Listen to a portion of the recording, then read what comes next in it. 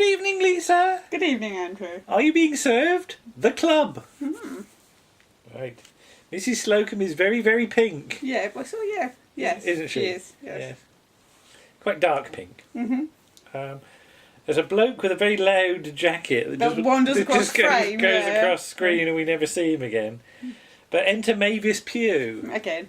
Yeah. Well, she's not been in it that long, is she? No, well, she's in it 3 times. Yeah. Because she's in it with the Tony Simpson. Tony Simpson. She's in it as Lady Willow Smith. Yeah. And she's in that's this one. true. Yeah, blimey, yeah. Can't get rid of her. No. So has she divorced Tony Simpson? She's then? divorced Tony Simpson and married somebody just as bad. Because they've come in with little Roger, their Little poodle. Roger's little poodle. Grey So one, sweet. isn't he? Yes. But the husband asks, "Are you an assistant of Captain Peacock?" Yes. Which doesn't go. Damn well. No. And he explains that he's in charge of the floor. So And he sort of looks down and says, "Oh, it's awfully nice." That's a real Sergeant Wilson line. If you imagine Sergeant Wilson, oh, awfully nice, awfully nice. But he merely says that he's after a made-to-measure coat. Yes. Doesn't he? He could have been more specific because it leads to a bit of misunderstanding. Mr. Tebbs is not free, being concerned with a hat. He's steaming a hat. Yeah, but Mr. Humphries is free, and he's doing that thing now that he's behind. He's not only behind the desk; he's invisible because he's crouched down. Yes, and he just pops out, doesn't it, like a jack in a box. So whether he's like always concerned with his drawers or something at the bottom, I don't know. But Captain Peacock says that Mr. Humphries can show him a length or two. That's rude. Yeah, Mr. Lucas is also free, so they get the swatches out, including the tartan one, which is a Scotch swatch. I've got a Scotch swatch. Yeah, you get a few tongue twisters. And then there's a top-notch swatch. Yes. And there's a hodgepodge of top-notch swatches or something. Yes. And they got one which is Irish tweed, and they're sort of working out whether it'll sort of suit the gentleman. And the chap has to say, "It's not for me, it's for my friend Roger." Yes, and Mr. Humphries immediately brightens up at this, doesn't he?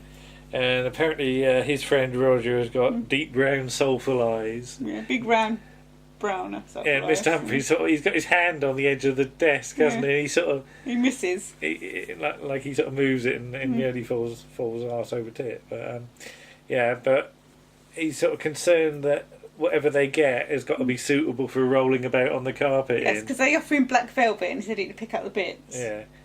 And he doesn't wear trousers, only short plastic leggings. When it's raining. And everyone in the village knows it. Yes.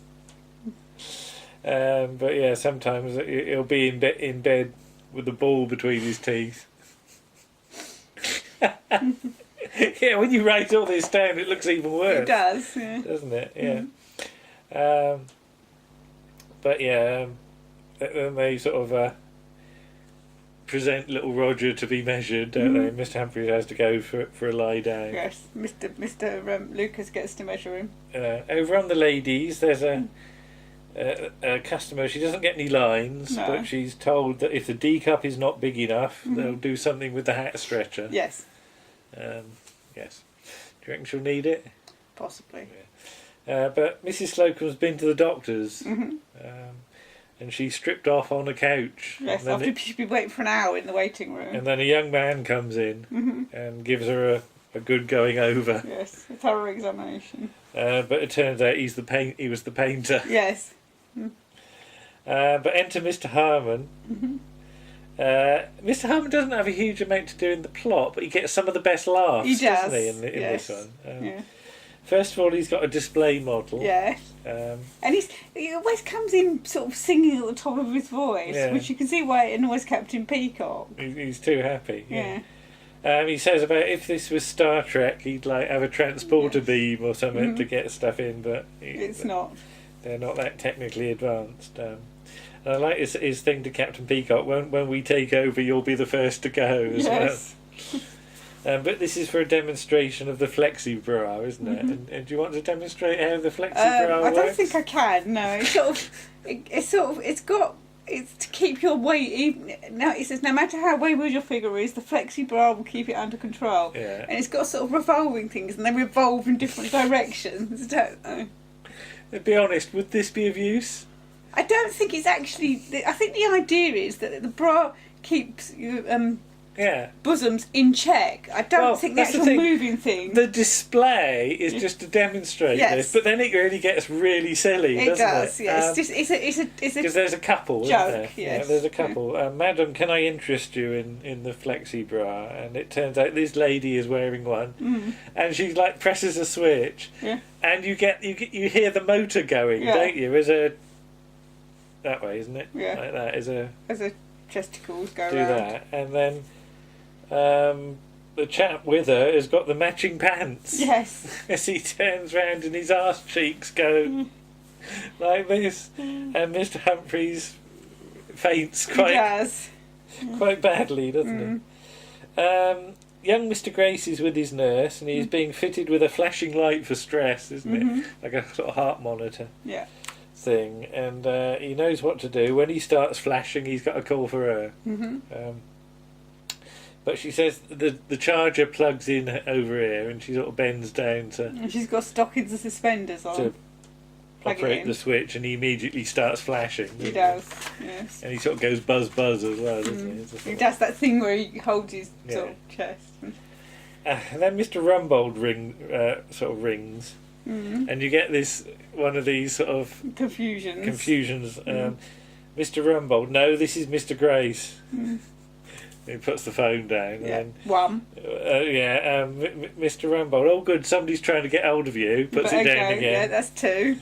And eventually they sort of sort it out. And Mr. Rumbold says about the social club, which is the first we've heard of this. Yes. But everybody wants to join. Miss Bakewell is doing some filing. I know. Just that.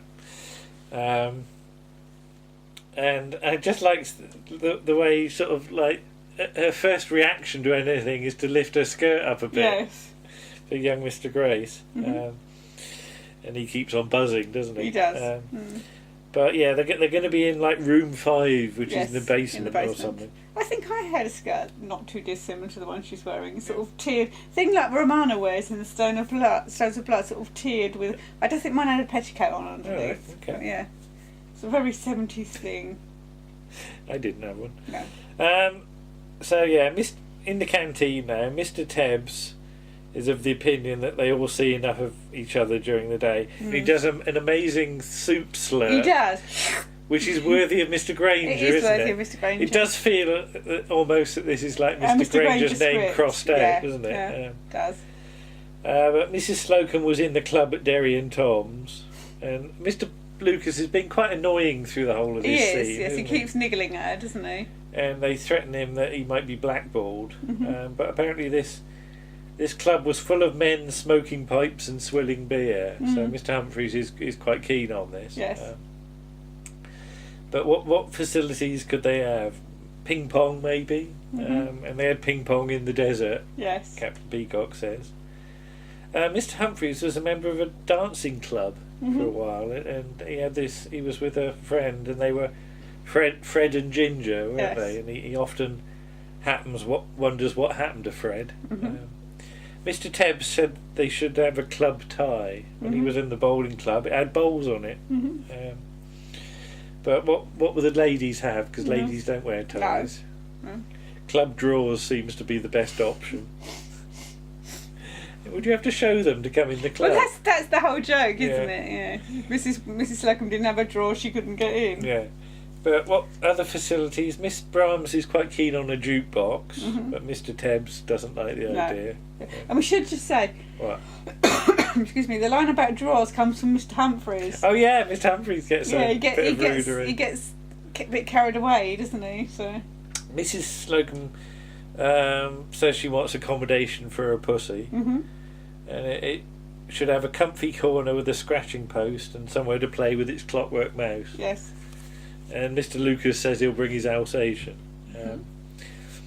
But yeah, Mr. Humphreys wonders whether they could let guests in, outsiders. Yes.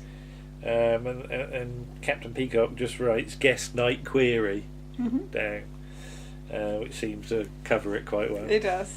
And then Mr. Lucas does have something sensible to say, because apparently they're all late back from lunch and it's 5 minutes past 2. Yes.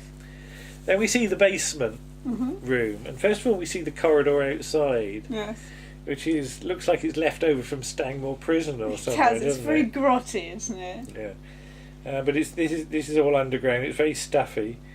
Or there's no windows, but they have got ventilation. And if you sort of flick a lever or something, it all goes up Miss Brahms's skirt, doesn't it? What's the Marilyn? Is that a Marilyn Monroe Yeah, one? it's 7 year-ish, I think. All right. Well, she's standing over the ventilation shaft. But they're going to have it decorated, and then they have to show their appreciation to young Mr. Grace on the orders of Mr. Rumbold. Hip hip! Hooray! Hip hip! Hooray! Hip hip! Hooray! Gets progressively less enthusiastic.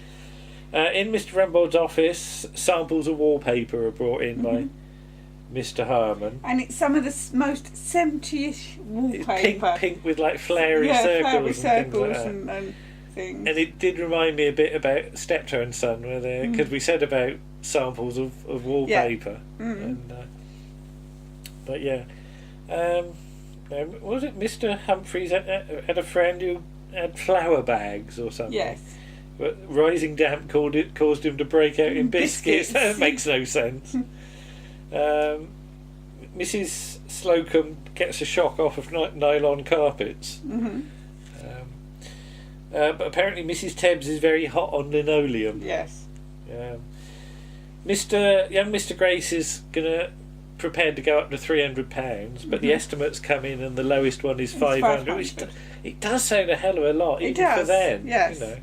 So, as they say, they're in the wrong game, really.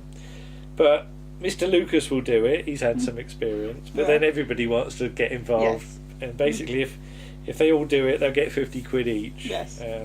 Mr. Rumbold is moved and does this speech about sort of enterprise and how we could make Britain great again, and Captain Peacock points out, it could be just that you pay pitiful wages and we want to make 50 quid. Right, then we get we get the set piece scene, I guess you could call it. Yes. Enter. Well, everybody's got a silly costume on, haven't they? I just want to say, because Mr. Lucas has got dungarees on. But and a sort of neckerchief. But he's got nothing on. He's got no top on underneath his dungarees. He's topless with dungarees and a silly hat. Yeah. And then Miss Brahms comes in and she's got this sort of pink skirt on. She's like a lampshade or something. I'm like, why is she wearing that? Why aren't you wearing jeans and a shirt? And a pair of boots? Well, they bring the ladder in and Mr. Harmon goes to put the kettle on. Yes. So, Mr. Tebbs, what's he got on? He's sort of got shorts and a sort of jumpery thing on, like a sleeveless pullover. Mr. Humphreys has come as some sort of artist, doesn't he? Like with a smock and a cravat and a hat. And sunglasses. And Mrs. Slocum appears to resemble a rubber duck, doesn't she? She's got a sort of sou'wester hat all on. Yellow, isn't it? Yeah. And Captain Peacock's sort of got a sort of flat cap on and yeah. His is like the most subdued thing, isn't it? Yeah. It's actually so subdued I can't really describe it now. Yeah. But out comes the... Mr. Humphreys comes in and he's got his hand on his hip and it's pulled up on it, but apparently he had 5 rolls of wallpaper on there when he started out. Then we get a routine with moving the mattress, don't we? And this is all in slapstick domain now, isn't it, really? Yeah. So Mr. Lucas ends up on the mattress at one point on the floor, but Miss Brahms and Mrs. Slocum manage it. And then underneath the mattress they find a copy of Health and Efficiency 1938, and they have a good look at that. And there's 3 blokes relaxing on the beach, and they conclude it was a cold morning. Yes. And then they're in the gym, and are those Indian clubs? Not all of them. So maybe it wasn't so cold then. They're trying to edge the bed out, and Mr. Tebbs gets caught on the casters. He gets caught on the casters, yes. Yeah. But again, the ladies managed to get it out quite efficiently. It's a really nice set piece showing And this is not to No, say I know what you mean. But it's a set piece to show that Mrs. Slocum and Miss Brahms are the practical ones. Yeah, and they just get on with it. They just get on with it and do it without any fuss. The blokes just faff about and don't get anywhere. And be silly. Yeah. So, then they have, a plank routine from Mr. Harmon. Yes. He comes in with a plank on his head. They say they don't need it yet, so he just swivels. Yeah. The plank stays there. He goes out again. Yeah. It's almost like I get the feeling that Arthur English probably said, "I can do this." Yeah. I get the feeling it's the sort of thing that emerged in rehearsal. Yeah. He went, "I can do this, so let's just write it in for no reason." Yeah. But as we sort of go on with this routine, you say this is the sort of wallpaper and paste routine. Yeah, from the sort of pantomimes that you get in pantomimes. But isn't there and there's a is it Bruce Forsyth? Bruce Forsyth. He does it Norman Wisdom. And Norman Wisdom, and he does it again with Rob Brydon. Yeah. Many years later. Okay. I think they do it on the London Palladium. Does Billy Dainty do one or not? Possibly, but they do it on the London Palladium where everybody gone on strike, and it's just him and Norman Wisdom. Okay. Running the whole show. But first of all, they've got to cut the wallpaper, and who's got a tape measure? Search me, says Miss Brahms. So another excuse for the wash up. And that is the only reason she's wearing a skirt. Yeah.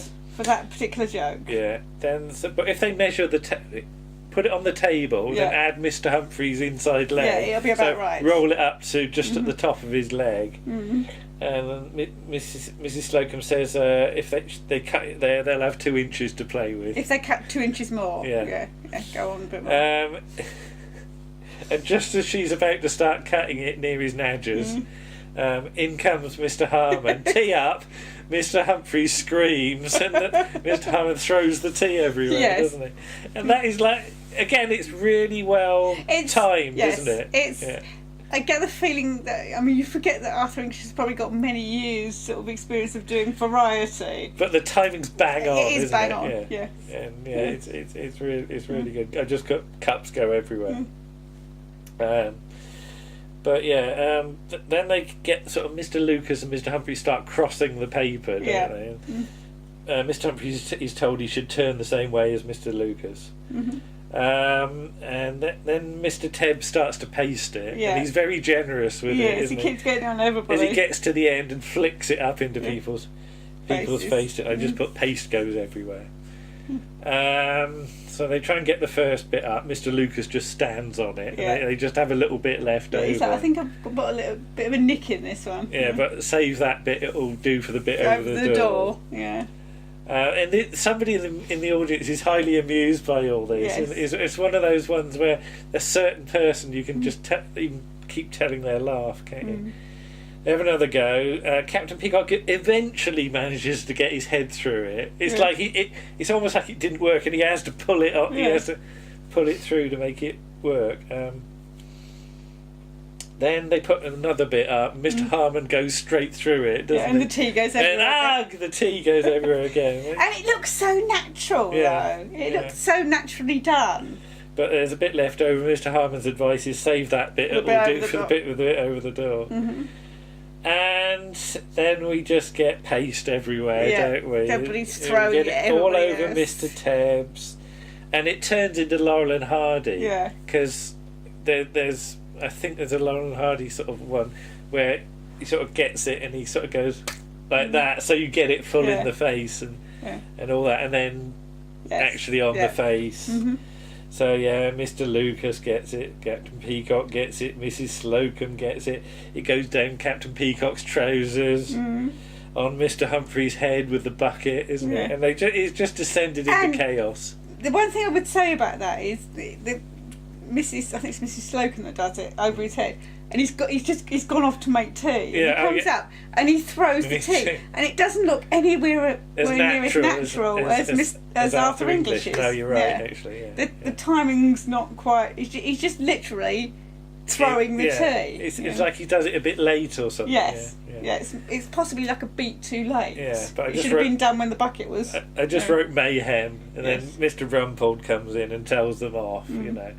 If you don't behave, you won't get a club. They have a vote on do they want a club or not. Nobody wants it. No. So the paste just then gets all over Mr. Yeah, Rumbold. and they don't stop. They're doing it for about a minute and a half, aren't they? And I wrote this was one take. Yes, because there's no way you do it again. It's just it's got to be the last thing filmed. Yes, because everybody's got to go and get cleaned off. Yeah. The set's got to be cleaned. And imagine if there was a problem with the tape or something. Oh, you'd be so cross. And you'd have to do it all over again. So cross, because you'd have to do the whole scene again. Yeah. You couldn't just do that bit. You'd have to do all of it. They'd all have to go off and get changed and washed. And so it does rely on being very highly rehearsed. Yes. But if there was a technical problem, I don't think anybody's going to be happy, you know. Mm.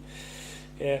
And end credits roll, and John Inman gets the first credit. And this is, I think, the first episode where that happened. Last week he was second. Yeah, he's moved up to first. But he's moved up to first now with Molly Sugden. Yeah. Second. But yeah, I think you're very fond of the slapstick in this, aren't you? Yeah. Well, I'd forgotten how funny it is every time Mr. Harmon comes in with tea, because it always ends up on the floor. Yeah. But the timing is just so spot on. As you said before, Arthur English is marvellous. Yeah. I think he's the real star of the show of this one again. Yeah.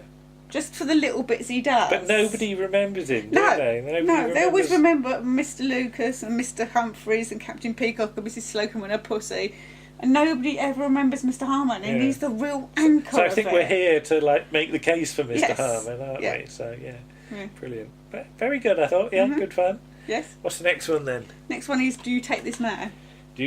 Oh, blimey. And that is one of my absolute favourite episodes. Yes, I know what this involves. Yes, my absolute favourite. A good one for Mr. Tebbs as well, isn't it? Yes. Okay, we'll see you again then. Okay. Bye-bye. Bye.